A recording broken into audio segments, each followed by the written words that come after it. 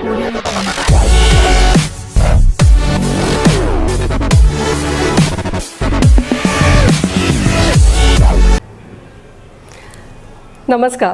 Hobby डुबीडूच्या 106व्या एपिसोडमध्ये मी लीना लेले आपल्या सर्वांचं मनपूर्वक स्वागत करते.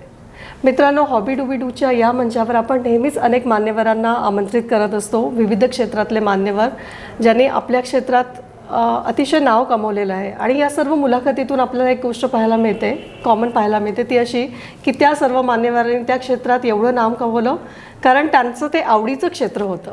दे did excel in that because they were liking there field.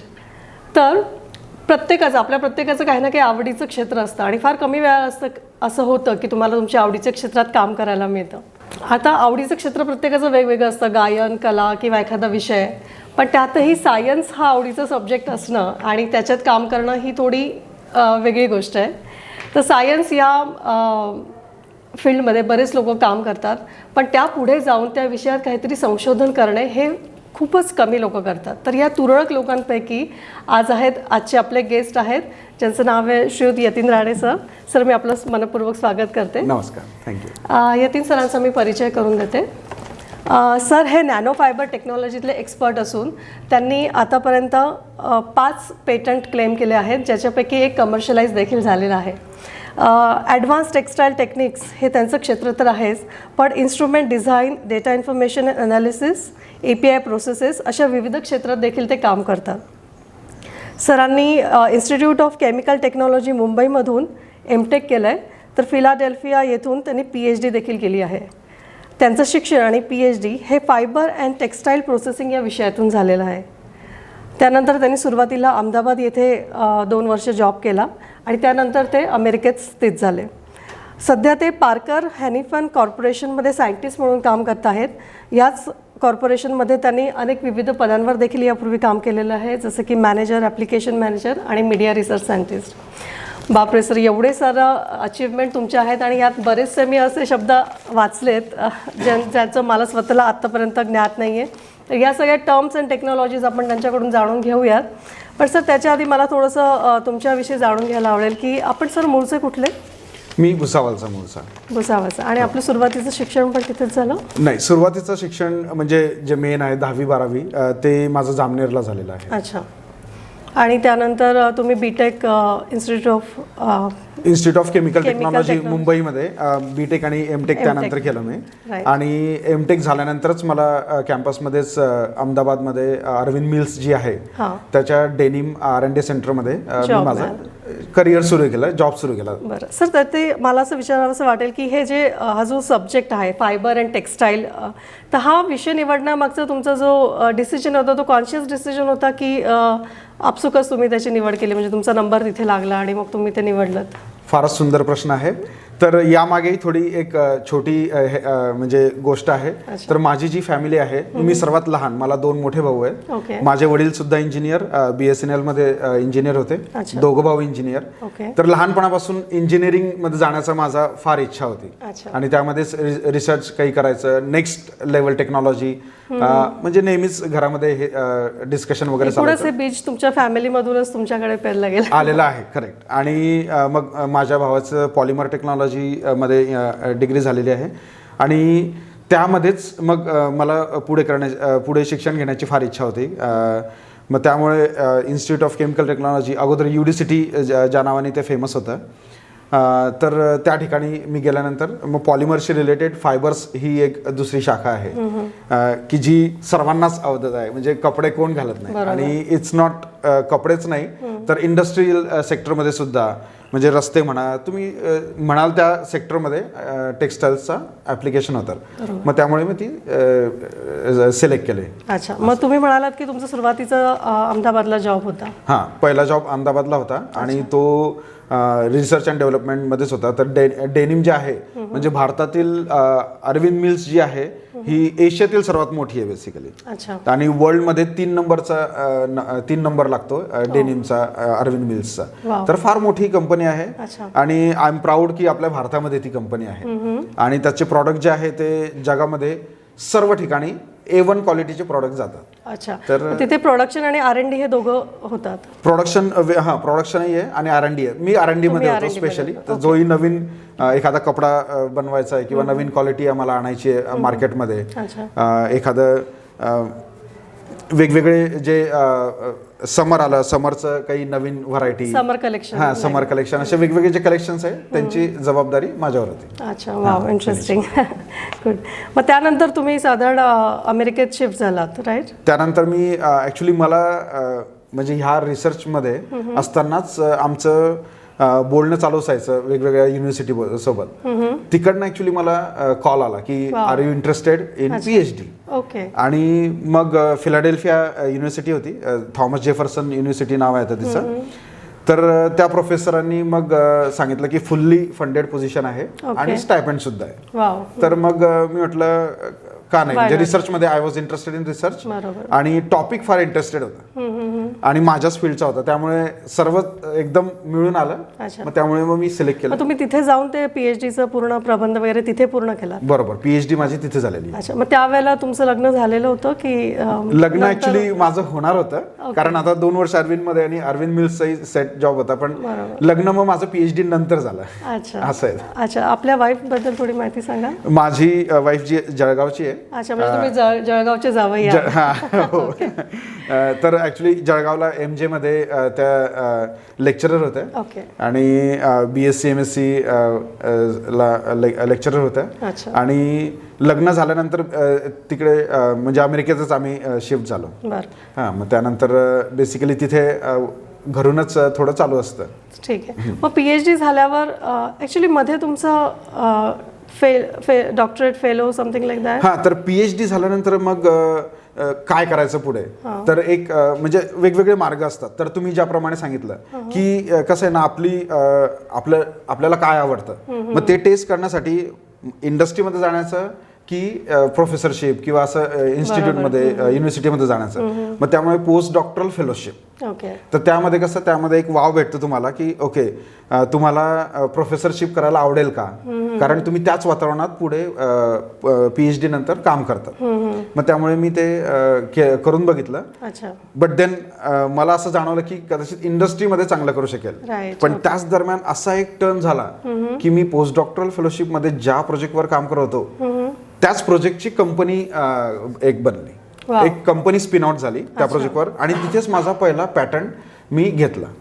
तर तो पॅटंट इतका वेगळ्या पद्धतीने झाला, कारण तो पॅटंट बेसिकली आमची जी प्रोफेसर होती, असं काही इतकं लक्षात आलं नाही, पण मी लगेच बघितलं की अरे ह्या क्षेत्रामध्ये हे पेटंट कोणीच घेतलेलं नाहीये. तर ते one of the fastest patent होतं आमच्या युनिव्हर्सिटीमध्ये, की जे पेटंट घेतल्यानंतर लगेच कमर्शियलाइज झालं. तर मेडिकल सेक्टरमध्ये स्टेंट्स बनवण्यासाठी टेफ्लॉनचे आम्ही एकदम नॅनो फायबर्स बनवले होते. तर त्यांनी स्टेंट्स वगैरे बनवण्यासाठी एका मेडिकल कंपनीने ते कमर्शियलाइज करून घेतलं. वाव, मुळात पेटंट घेणं, एवढं संशोधन करणं, त्यावर पेटंट घेणं, त्याचा पुढे कमर्शियलाइज उपयोग होणं ही एक खूपच मोठी अचिव्हमेंट आहे. सर, आता तुम्ही नॅनो फायबरचा उल्लेख केलात, तर नॅनो फायबर टेक्नॉलॉजी म्हणजे तुम्ही साध्या सोप्या शब्दात समजवू शकाल तर बरं होईल.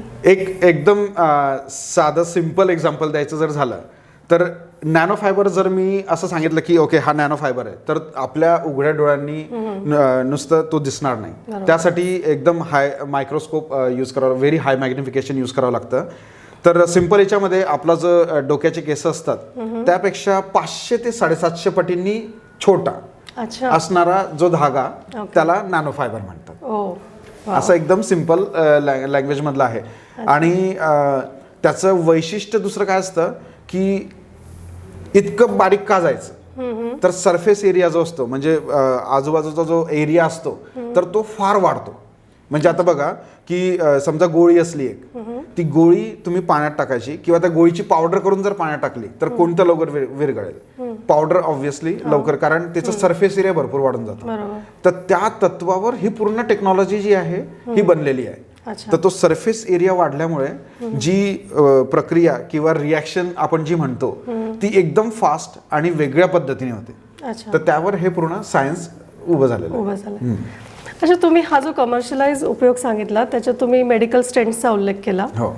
तर मला थोडी लिंक लागत नाही की हे फायबर टेक्नॉलॉजी आणि मेडिकल स्टेंट. हां, तर एकदम छान प्रश्न आहे. तर बेसिकली तो पर्टिक्युलर जो पॅटंट होता, तर त्यामध्ये आम्ही नॅनो फायबर्सचे टेफ्लॉनचे नॅनो फायबर्स बनवले. तर टेफ्लॉनचे नॅनो फायबर्स हे मुळात हेच बनवणं फार मुश्किल आहे. पण जी आम्ही टेक्नॉलॉजी बनवलेली होती नॅनो फायबर्स बनवण्याची, तीच मुळात एकदम नवीन टेक्नॉलॉजी आहे. तर त्या टेक्नॉलॉजीमध्ये टेफ्लॉनपासून नॅनो फायबर आम्ही जे बनवलेले आहेत ते इतके बारीक होते, तर त्यांचा एक वेगळ्या स्टेंट्स म्हणजे काय असतं की वेगवेगळ्या आकाराचे आपल्या बॉडीमध्ये टेफ्लॉन जो आहे हा बायोकम्पॅटिबल, म्हणजे आपल्या शरीरात जरी तो पॉलिमर गेला तरी हार्मफुल नसतो. सो बायोकम्पॅटिबल पॉलिमर आहे. आणि तो बारीक जर एकदम असेल तर त्याची जी वाढ आहे, कारण त्यावर टिश्यू वाढतात. म्हणजे स्टेंट्स म्हणजे काय असतं, बेसिकली आपण एक फॉरेन बॉडी जी आहे ती आपल्या बॉडीमध्ये टाकतो आणि त्यावर आपण आपल्या टिश्यू ग्रो करतो आणि मग त्यानुसार, तर ती बारीक असल्यामुळे सरफेस एरिया जास्त असतो. जेवढा जास्त सरफेस एरिया तर ते टिश्यू ग्रोथ जे आहे ते चांगलं होतं. आणि त्यामुळे मग तो त्याचा फार मोठा ॲडव्हान्टेज आहे. अच्छा, खूप छान आणि सोप्या शब्दात सरांनी आपल्याला एक्सप्लेन केलं. सर, त्याच्यानंतर मी बघितलं की तुम्ही मीडिया सायंटिस्ट म्हणूनही काम केलं, मीडिया रिसर्च सायंटिस्ट. तर हे मीडिया जो वर्ड आहे हा मला परत एक वेगळा वाटतो की मीडिया रिसर्च म्हणजे नक्की काय केलं? बिलकुल. तर लकीली आता कसं आहे की बरेचसे मित्रमंडळी वगैरे जे आपल्याबरोबर असतात, तर मला आणखी एक सुचवायचं आहे की आपण जसं जातो, आता माझी करिअरचं जसं सुरुवात झाली की आमच्या घरातच सर्व इंजिनियर्स, तर त्यामुळे ऑटोमॅटिक इंजिनिअरिंगकडे जाण्याचा कल झाला. तर त्यानंतर दुसरं असं आहे की स्टार्टअपमध्ये जर स्टार्टअपचा अनुभव घेता आला तर मी तुम्हाला सजेस्ट करेल की गो फॉर इट. कारण स्टार्टअपमध्ये तुम्हाला जे शिकायला भेटतं फ्रॉम स्टार्ट टू एंड, थोडंसं जास्त काम करावं लागतं, पण तो अनुभव तुम्हाला दुसऱ्या एस्टॅब्लिश कंपन्यांमध्ये कमी भेटतो किंवा भेटतच नाही, असं आहे. करेक्ट. ओके. तर मग त्यामुळे जी कंपनी स्पिन ऑफ झाली होती माझ्या पोस्ट डॉक्टरल रिसर्चमधून, तर त्यामध्ये बेसिकली असं होतं की आम्ही अगोदर मशीन मॅन्युफॅक्चरर होते आणि त्या मशीनवर आम्ही मीडिया म्हणजे काय असतं, एक फॅब्रिकचा रोल असतो, त्याला आम्ही मीडिया म्हणतो. ओके. असं मला मीडिया म्हणजे आपला नेहमीचा मीडिया. हां, तर not that media is just like आता हा फॅब्रिक आहे समजा, पण हे फॅब्रिक कशाचं, तर नॅनो फायबर्सनी बनलेलं. अच्छा. तर मग तुम्ही म्हणाल की अगोदर तुम्ही सांगितलं की दिसत नाही, पण तेच आहे, तो एक फायबर जर घेतला तर तो नाही दिसत. ओके. आपण जर भरपूर सारे आणि त्याच्याने जर असं फॅब्रिक सुद्धा बनवू शकतो. म्हणजे इतकं बारीक असून सुद्धा त्याचा रोप जर बनवला तर तो स्टीलपेक्षा सुद्धा स्ट्रॉंग असू शकतो. हे बऱ्याचशा सायंटिस्टने दाखवून दिलेलं आहे. तर डिपेंड्स की तुम्ही कशा फॉर्ममध्ये त्याला हे करतात, पण अशा फॉर्ममध्ये सुद्धा आपण हे बनवू शकतो आणि त्याचे फिल्टर्स आम्ही बनवतो. तर सध्या आता एक एक्झाम्पल देतो तुम्हाला की पॅन्डेमिकमध्ये आम्ही इमर्जन्सी वर्करमधून म्हणून आम्हाला हे गणलं गेलं होतं, कारण आम्ही जे फिल्टर्स बनवतो तर त्याचा उपयोग मास्क बनवण्यासाठी झालेला होता. तर आमची जी इंडस्ट्री आहे ती फॉर शॉर्ट टर्म आम्ही कन्वर्ट केली होती मास्क बनवण्यासाठी, इमर्जन्सी पर्पज. तर असा त्याचे वेगवेगळे उपयोग होऊ शकतात. अच्छा. पण म्हणजे तुम्ही ॲक्च्युली तशा प्रकारचे ते फायबर वापरून प्रोडक्शन केलं, मास प्रोडक्शन केलं. बरोबर. तर आता सध्या माझा जो रिसर्च आहे तो फिल्टर्समध्ये आहे. म्हणजे फायबर्स घेऊन वेगवेगळ्या पद्धतीने त्यांना असं ठेवायचं की फिल्टर करायचं. आणि आताच 5 महिन्यापूर्वी माझी परत पार्कर हॅनिफिनमध्येच दुसऱ्या ठिकाणी बदली झालेली आहे. तर तिथे पूर्ण एव्हिएशन इंडस्ट्री, एव्हिएशन म्हणजे पूर्ण विमान, आपले कमर्शियल असो की मिलिटरी असो, त्यांना जे फ्युएल जातं त्यामध्ये पाण्याचा घटक असतो. तर ते पाणी पूर्णतः काढून घ्यावं लागतं. एकदम थोडंसं पाणी असलेलं चालतं, अदरवाईज वर जाऊन त्याचं जे बर्फ होतो त्यामुळे विमान थांबून खाली येऊ शकतं. तर ते पाणी काढून घ्यावं लागतं. त्याचे फिल्टर्स आम्ही मॉनिटर फिल्टर्स म्हणतो की जे मेजर फिल्ट्रेशन असतं, तर ते आम्ही बनवतो. पण मग सध्या त्याला काय सोल्युशन आहे की ते सध्या तसंच? त्याला तेच सोल्युशन आहे की फिल्टरच करावं लागतं. अच्छा. कारण त्याच्यात ॲडव्हान्स गोष्टवर तुम्ही आता हां, तर मग त्यामध्ये ॲडव्हान्स गोष्ट म्हणजे त्यामध्ये नॅनो फायबर्स जसे यूज करतो तर त्याचं फिल्ट्रेशन इझी होतं आणि भरपूर सारं पाणी काढता येतं आपल्याला. तो एक, कारण त्याचं पोर्स जे आहे आता फायबर्स जे आहे ना असे असे वेगवेगळे नॉन वोवन्स म्हणतो त्याला. Right right. तर मग त्याचं पोर्स जेवढे लहान करता येतील तितकं जास्त पाणी, आणि त्यात वॉटर रिपेलन्सी पाहिजे. ओके. म्हणजे पाण्याला ते दूर करू शकलं पाहिजे. तर त्यामध्ये मग नॅनो फायबर्सचा असा फायदा होतो. अच्छा. मग याचं डिझाईन, टेस्टिंग हे सगळे वेगवेगळे डिपार्टमेंट्स असतील? सगळे वेगवेगळे. तर ते एक मी सांगू इच्छितो की तो पार्ट जो आहे अमेरिकेमध्ये मी जो कंपन्यांमध्ये बघितला, कारण मी इथेही कंपनीमध्ये काम केलेलं आहे. आम्ही बरंचसं काम बाहेरून करून घ्यायचो, कारण एका रूफ खाली आमच्याकडे सर्व काही टेक्नॉलॉजी नव्हती. तर तिथे ते एक आहे की सर्व एका रूफ खाली तुम्हाला everything is available and it's very easy. मग कसं आहे की जो रिसर्चही चालतो तो पटापट चालतो, आणि तो एक ॲडव्हान्टेज भेटतो. तर तो मला इथे बघायचा, आणि हळूहळू कंपन्यांमध्ये आता येतोय आपल्या भारतातही. So that's really nice. Okay. मग तुम्ही म्हणजे आता तुम्ही इतके वर्ष अमेरिकेत स्थित आहात, तुम्ही कधी इकडे आल्यावर इंडस्ट्रियल व्हिजिट किंवा असं काही करतात की जेणेकरून तुम्हाला इथल्या काही गोष्टी पण माहिती पडतील? म्हणजे it's a reverse way, I know, but just like that. Industrial visit, आता आमची इथे कंपनी आहे, आमच्या इथे 3 की 4 लोकेशन्स आहेत. तर सध्या तरी माझी त्यामध्ये काही हे झालेलं नाहीये, इन्व्हॉल्वमेंट झालेली नाहीये. पण चेन्नईमध्ये आमचा जो प्लांट आहे तर आमचं कम्युनिकेशन चालू असतं. पण तुमच्याच कंपनीचा प्लांट चेन्नई? हा, पार्कर हॅनिफिनचाच प्लांट आहे. हां, पण दुसऱ्या इंडस्ट्रीशी तसं तुम्ही जे म्हणाले, तर मुंबईमध्ये जिथे मी शिकलेलो आहे, तर मागच्या भेटीमध्ये मग आमचे प्रोफेसर आहेत, त्यांच्याबरोबर आमचं कम्युनिकेशन चालू असतं. मग कारण कसं आहे की तुम्ही कोणत्याही फील्डमध्ये असले तरी अप टू डेट जर नाही तुम्ही राहिले, एक्झॅक्टली, तर it's very difficult to go ahead. मग त्यामुळे डिस्कशन वगैरे असं चालू असतं. जर म्हणजे असं जर अपॉर्च्युनिटी भेटली, पण अजून तरी सध्या नाही ह्या व्हिजिटमध्ये कोणत्या कंपनीला व्हिजिट नाही दिली. Okay okay. सर, आता तुम्ही किती दिवस आहात भारतात? आता बस एक आठवडा आहे मी आता. 1 आठवड्याने रिटर्न. ओके. सर, जसं आम्हाला कळलं की तुम्ही आतापर्यंत 5 पेटंट घेतलेले आहेत, त्यातला एक कमर्शियलाइज झाला. तर इतर जे पेटंट आहेत ते याच्याशी रिलेटेडच आहेत की काही वेगळी टेक्नॉलॉजी आहे? ते सर्वांचं वेगळी टेक्नॉलॉजी आहे. ॲक्च्युली एक पेटंट जे आहे ते हाय परफॉर्मन्स थर्मल जॅकेट म्हणून आहे. तर ते एकदम एक्स्ट्रीम कोल्ड वेदरमध्ये म्हणजे जे जॅकेट्स असतात त्यामधला एक जो लेअर आहे, तर त्याची बेसिक प्रिन्सिपल असं आहे की जे ते फिल्टर मीडिया असतो. तर फिल्टर मीडिया म्हणजे कसं की आतली जी ऊब आहे ती बाहेर जाऊ द्यायची नाही, पण जो आपला घाम वगैरे आहे तो स्वेट जाऊ शकतो. तर एक पर्टिक्युलर एक गोष्ट जाऊ द्यायची, दुसरी नाही जाऊ द्यायची. अशा टाईपचं जे थर्मल बॅरियर जे आहे ते आम्ही एक युनिक थर्मल बॅरियर क्रिएट केलेलं आहे. तर त्याचं एक पेटंट आहे. एक असं आहे की लिथियम बॅटरीचं, आता लिथियम सर्वांनीच ऐकलेलं आहे, तर एक लिथियम बॅटरीवर आमचं झालेलं होतं. तर लिथियमचं आम्ही बारीक फायबरमध्ये म्हणजे रूपांतर केलेलं आहे. जी टेक्नॉलॉजीवर मी काम करतो त्या टेक्नॉलॉजी फोर्स स्पिनिंग नाव आहे, बाय द वे.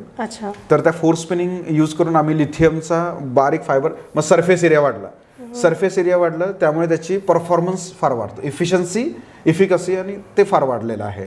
मग त्यावर एक पेटंट आहे. असे वेगवेगळे. तर कमर्शियलाइजवर मी भर का दिला की पेटंट जर तसे बघितले तर भरपूर सारे पेटंट आहेत, पण जगामध्ये ऑन एन ॲव्हरेज फक्त 5% आय थिंक अराउंड पेटंट्स असतात की जे कमर्शियल असतात. बाकीचे 95% पेटंट बुक्समध्ये असतात.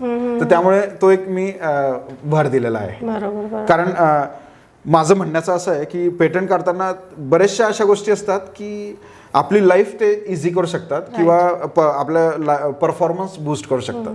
तर तेही आपण बघत राहायला पाहिजे. जसं तुम्ही आता हे वेदर जॅकेटचं सांगितलं, तसं माझ्या डोळ्यासमोर भारतीय जवानच आले जे उणे 40 अंशामध्ये वगैरे भारताचं रक्षण करत असतात. बरोबर. तर जसं या ठिकाणी असल्या कुठल्या टेक्नॉलॉजीचा मे बी उपयोग होईल किंवा? तुम्ही एकदम बरोबर हेरलं, कारण त्यात एक जो आमचा रिसर्च आहे तर बलकलावा म्हणतात.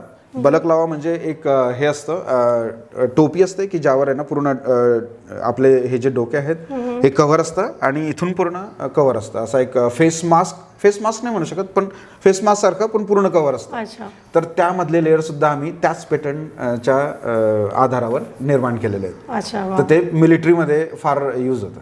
ओह अच्छा. आणि मिलिटरीमध्ये कसं असतं की तुम्हाला वॉश करता येत नाही, एक्झॅक्टली. तिथे त्यांना टाइम नसतो आणि धूळ वगैरे भरपूर असते हे, तर ते सर्व बघून मग त्याचं ऍप्लिकेशन कसं आणखी वाढवता येईल त्याचं, कारण एकदा तो ब्लॉक कोणतंही फिल्टर म्हटलं की ते ब्लॉक होणार, बरोबर. ते ब्लॉक झालं की त्याची क्षमता कमी होणार. आता एसी झाला किंवा मेडिकल फील्डमध्ये हेपा फिल्टर वगैरे युज होतं, ते ब्लॉक झालं की सर्व म्हणजे इलेक्ट्रिसिटी वाढतं, मग ते रिप्लेस करावं लागतं. हो बरोबर. मिलिटरी सेक्टरमध्ये आम्हाला असं करावं लागतं की ते इझिली फ्लश व्हायला पाहिजे. झटकलं वगैरे हे झालं ते केलं तर परत त्याचं क्षमता वापस यायला पाहिजे, तर त्यांचे वेगळेच रिक्वायरमेंट असते, त्यानुसार त्याचं हे होतं. बापरे, किती इंटरेस्टिंग आणि कॉम्प्लेक्स दोघं गोष्टी आहेत. म्हणजे रिसर्च पण आहे, ॲक्च्युअल यूजमध्ये ज्या कंडिशन्स आहेत त्याचाही विचार करावा लागतो. बरोबर. त्याचं प्रोडक्शन, त्याची टेस्टिंग, क्वालिटी, म्हणजे एक विचार आधी असतो आणि त्याला घेऊन पुढे जे प्रॉडक्ट बनतं त्याच्यामधल्या कितीतरी स्टेप्स असतात. वाव. सर, एकूण म्हणजे असं सहज माहितीसाठी विचारते की एखादा पेटंट फाईल करायला किंवा तो मिळायला किती वेळ लागतो, तर की हे डिपेंड्स असतं? बरोबर, म्हणजे कसं आहे की हार्ड अँड फास्ट यामध्ये असं काही नाही आहे, पण आता तुम्ही कशावर पेटंट फाईल करतात, कारण पेटंट म्हणजे काय असतं की एक नॉवेल आयडिया पाहिजे. आता रिसेंटली तुम्ही हळदीचं पेटंट बद्दल ऐका, एकदम म्हणजे व्हेरी गुड एक्झाम्पल. तर ती नॉवेल आयडिया नव्हती, तर त्यामुळे दॅट इज व्हेरी गुड. आणि जे माशेलकर आहेत ते UD सिटीमधूनच शिकलेले आहेत, so I am also proud of that की मी त्याच स्कूलमधून शिकलेलो आहे. पण पेटंटचं कसं, मग त्यामुळेच मी म्हटलं की आपण ज्याही रिसर्च करतोय किंवा जे काय काम करतोय, तर त्यात जर आपल्याला माहीत असेल की काय रिसर्च बाकी ठिकाणी सुरू आहे, तर आपल्याला ते हेरता आलं पाहिजे की अरे मी हा जो पॉईंट बघितलेला आहे किंवा मला जो भेटलेला आहे रिझल्ट, हा पेटंटेड नाही आहे आणि हा नॉव्हेल आहे. बरोबर. तर तो एकदा आपल्याला सिद्ध झाला किंवा आपल्याला समजलं, तर मग तिथून प्रोसेस चालू होते.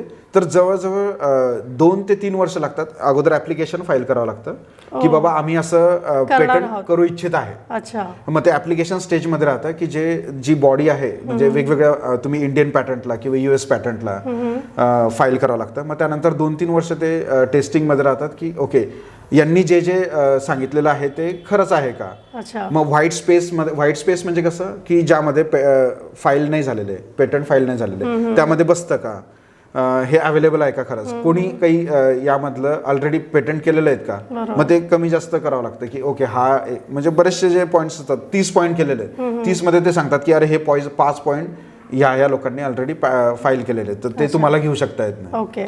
मग त्यानुसार 2-3 वर्ष त्यात निघून जातं आणि मग त्यानंतर मला असं थोडा गैरसमज होता की आधी तुमचं सगळं तयार होईल आणि मग तुम्ही फाईल करा आणि मग असं काय, पण ही ऍप्लिकेशन स्टेज आणि त्याच्यानंतर ही व्हाईट स्पेस हे सगळं नवीनच आहे. म्हणजे तर जे माझं कमर्शियल 5 पेटंट केले म्हणतात त्याला बराच कालावधी लागला असेल की तुम्ही सायमल्टेनियसली त्याला ऍप्लिकेशन आणि फाईल केलं होतं? नाही, सायमल्टेनियसली नाही झालेलं.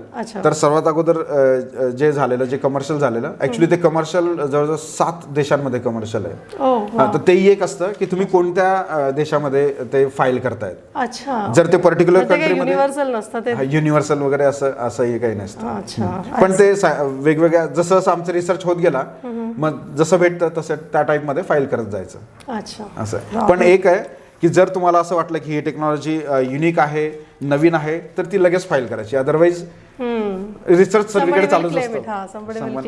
असं. सर, तुम्हाला काय वाटतं की तुम्ही हे जे काही संशोधन केलं किंवा या क्षेत्रात एवढे पुढे गेला, तर ते परदेशी असल्यामुळे, परदेशात असल्यामुळे त्याचा जास्त ॲडव्हान्टेज मिळाला की इंडियन सिच्युएशनमध्ये you would have done the same thing?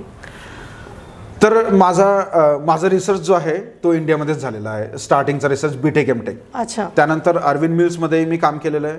तर असं नाही की इथे राहून आपण करू शकत नाही. पण मी तुम्हाला जे सांगितलं ना, तर इथे कसं आहे ना, इथे एका गोष्टीला, कारण एकाच ठिकाणी सर्व इक्विपमेंट्स जे आम्ही म्हणतो, रिसर्चसाठी काय लागतं, तर इक्विपमेंट्स लागतात आणि बुक्स लागतात, जर्नल्स लागतात, त्याची अवेलेबिलिटी लागते.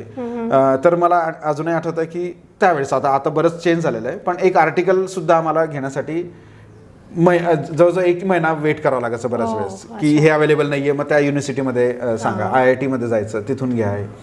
पण आता थोडं वेगळं झालेलं. पण मला असं म्हणायचं आहे की मी जेव्हा PhD ला तिथे गेलो, so everything was available at 1 click. Right. आणि त्यामुळे त्याचा जो टाइम जो कमी होतो हां. आय थिंक त्याचा made फार difference. फरक पडतो. Okay. हां, तर ते मी एक सांगू इच्छितो की तो टाइम जर आपल्या इथे अजून कमी करता आला तर आपल्या इथे, कारण आपल्या इथे भरपूर रिसर्च चालतो बरोबर. आणि त्यामुळे आपल्या इथे होण्याची शक्यता जास्त आहे. आणि India is consider as a slipping giant of non woven technology. आता हे नॅनो टेक्नॉलॉजीचं जे म्हणजे अगोदरचा जो लेअर आहे तो आहे नॉन वोवन टेक्नॉलॉजी. ओके. तर त्यामध्ये जेही ॲप्लिकेशन्स आहे, इंडिया इज व्हेरी बिग म्हणजे सेक्टर तर आहेच, पण कस्टमर. हां, फार फार मोठा कस्टमर. आणि इंडियाला स्लिपिंग जायंट असं म्हणतात ओके. की तो हळूहळू आता येतोच आहे आणि पुढे भरपूर मोठा होणार आहे. अच्छा. तर त्यामुळे इथे कंपन्यांनी यायला सुरुवात केली. इव्हन अरविंद मिल्स, आता मी ज्यामध्ये काम करत होतो, त्यांनी सुद्धा बरंच त्या सेक्टरमध्ये एंट्री केलेली आहे. अच्छा. भरपूर साऱ्या कंपन्या आहेत, बाहेरच्याही कंपन्या येतात, अच्छा. पण इथल्या कंपन्यांनी आणखी जर घेतलं तर फारच छान. Right sir. मग ह्या इंडस्ट्रीमध्ये करिअर करणाऱ्या स्टुडंट्सला स्पेशली तुम्ही काय सल्ला देऊ इच्छितात? एक तर सर्वात पहिले स्टुडंटला मी सांगू इच्छितो की आपला इंटरेस्ट कशामध्ये आहे ते ओळखणं फार जरुरी आहे. आणि पावलावर आपण जसं जातो, मित्रमंडळी झाली, हे झालं, तर त्यांचा काय अनुभव आहे. एक माझं प्रिन्सिपल आहे, जर तुम्हाला दिसेल की कोणती व्यक्ती किंवा कोणता छोटा बिझनेस, कोणताही बिझनेस सक्सेसफुल आहे, बिनधास्त कॉपी पेस्ट करायचं. कारण एखादी गोष्ट जर सक्सेसफुल असेल तर त्यामागे त्यांचंही भरपूर सारं इट्स अ प्रोवन आयडिया. हां, करेक्ट. तर ती कॉपी पेस्ट एकदम करू शकतात. ती जर तुम्हाला आवडत असेल मग तर प्रॉब्लेमच नाही. तर त्या पद्धतीने, आणि अगोदर स्टार्टिंगला आपण जितकं मेहनत कराल लेटर एजमध्ये तितकंच इझी जातं. नाही तर मग स्टार्टिंगला जास्त नाही केलं, मग लेटर एजमध्ये जास्त म्हणजे फाईट वगैरे करावं लागतं, हे करावं लागतं. त्यामुळे सांगणं असंच आहे की आपला इंटरेस्ट आपण ओळखून घ्यायचा आणि त्यानुसार पुढे जायचं. सर, आपण म्हणतो की देशातही बरंच संशोधन सुरू आहे किंवा आहेत, बरेच सायंटिस्ट आहेत, तरी पण जी काय शिक्षण पद्धती आहे ती मुलांना संशोधनाकडे नेणारी नाही आहे असं मला स्वतःला वाटतं. तुमचं काय मत आहे याविषयी?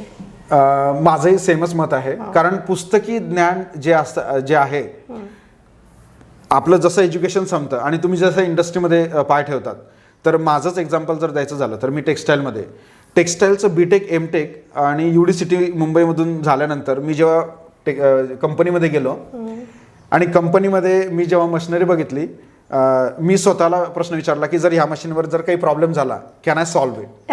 आणि त्याचं उत्तर एकदम सिम्पल होतं, नाही, मी म्हणजे काहीच करू शकत नाही. तुम्ही म्हटलं की मी इतकं मोठं शिक्षण घेतलं, मग त्याचा ॲक्च्युअलमध्ये पण मग असं असतं की ते एक म्हणजे कंबाईन असतं. म्हणूनच एक्सपिरियन्स जो असतो हा फार महत्त्वाचा. तर जे नॉलेज आहे ते काय करतं की ते आपला पाया भरून देतं, पण त्यानंतर एक्सपिरियन्स फार महत्त्वाचा. त्यामुळे असं एज्युकेशन आहे म्हणून तुम्ही सर्व होऊन जाल असं काहीच नाही. तर त्यानंतरही तुम्हाला फार लक्ष देऊन आणि म्हणजे शिकावं लागतंच. बेसिकली लाईफ ही असे असते की शेवटपर्यंत शिकणं आहेच. जो नाही शिकत तो थांबून जातो. तर असं अशी गोष्ट आहे. राईट. सरांनी खूपच छान माहिती आपल्यासोबत शेअर केली आणि एकूणच ते स्टुडंट, नंतर त्यांचा जॉब आणि त्याच्यापुढे त्यांचं संशोधनातल्या सगळ्या गोष्टी खूप सुंदर प्रकारे आणि सोप्या शब्दात सर तुम्ही आम्हाला समजवलात. आणि विद्यार्थ्यांनी स्पेशली याच्यामधून एनकरेजमेंट घेतली पाहिजे आणि विचार केला पाहिजे की तुमचं शिक्षण हे फक्त तुमच्या जॉबपुरती मर्यादित न राहता त्याच्या एक स्टेप पुढे जाऊन तुम्ही संशोधनातही कार्य सुरू केलं तर ते खरंच खूप उपयोगी होईल. सर, आपण इथे येऊन जो आपला अमूल्य वेळ आम्हाला दिलात त्याबद्दल मल्हार कम्युनिकेशनतर्फे मी आपल्याला छोटंसं स्मरणचिन्ह देऊ इच्छिते. Thank you very much. आणि मला सुद्धा लीना मॅडम, तुम्ही इथे बोलवल्याबद्दल आणि माझे विचार मला सांगण्याची जी चान्स दिलेला आहे त्याबद्दल थँक्यू सो मच. सर, हा जो कार्यक्रम आहे हा दाल परिवार आणि नवरंग चहा यांनी स्पॉन्सर केलेला आहे, तर त्यांच्यातर्फे देखील आपल्याला छोटीशी भेट. Thank you so much. सो प्रेक्षक हो, आपण परत एकदा भेटूया पुढच्या शनिवारी संध्याकाळी 6 वाजताच अशाच एखाद्या इंटरेस्टिंग गेस्टला घेऊन आणि एका नवीन क्षेत्राची माहिती करून घेऊया. नमस्कार. थँक्यू.